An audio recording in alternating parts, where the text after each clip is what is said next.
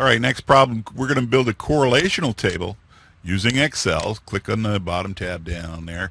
We want to see if people who do well on chemistry scores, right, these are scores of 11th graders, we're going to see who's related to who. In other words, do people that do well in chemistry do well in English? Do people that do well in chemistry do well in history, et cetera, et cetera?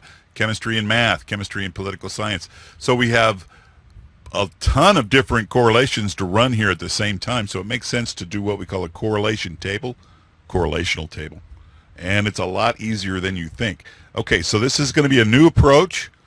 On your Excel, you're going to go to Data, the Data tab up at the top, Data, and if you don't already have a Data Analysis tab up here, you're going to add one. They're free.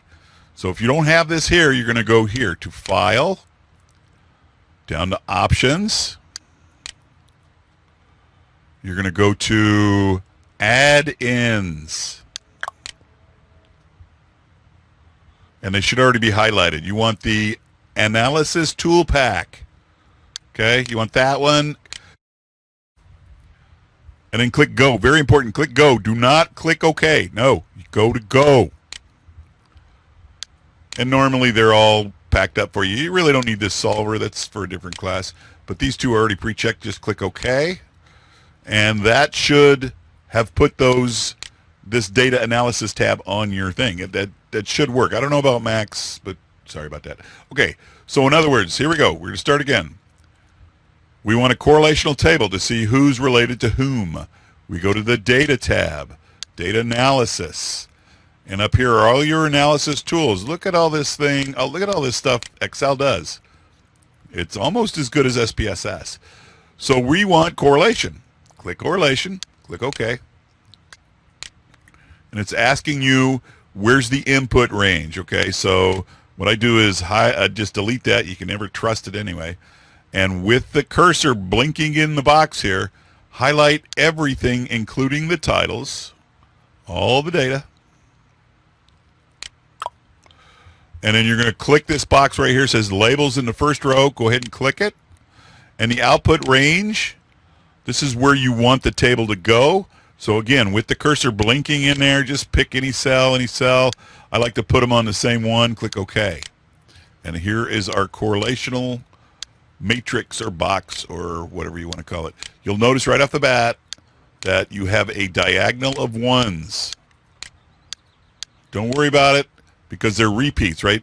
Chemistry correlated with itself should be perfect 1. English with itself is a perfect 1. Any variable correlated with itself is always a perfect 1. But now let's go to town. So here's chemistry and English. 0.005, weak, no relationship. History and chemistry, negative 0.07. Again, basically no relationship even though it's negative. Math and chemistry, very high. So in other words, people that are good in math are also good in chemistry. Political science, let's open that up a little bit.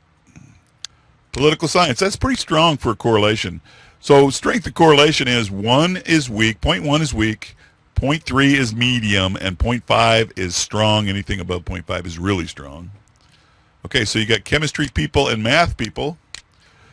Here's kind of one. It's a medium. So you got English and history. People that are good in English are also good in history. And that's about it. Those are the only ones I see that are significant. All right, so to wrap this up here's the correlational table. And the big relationships are chemistry scores and math scores. And to a lesser degree, English and history.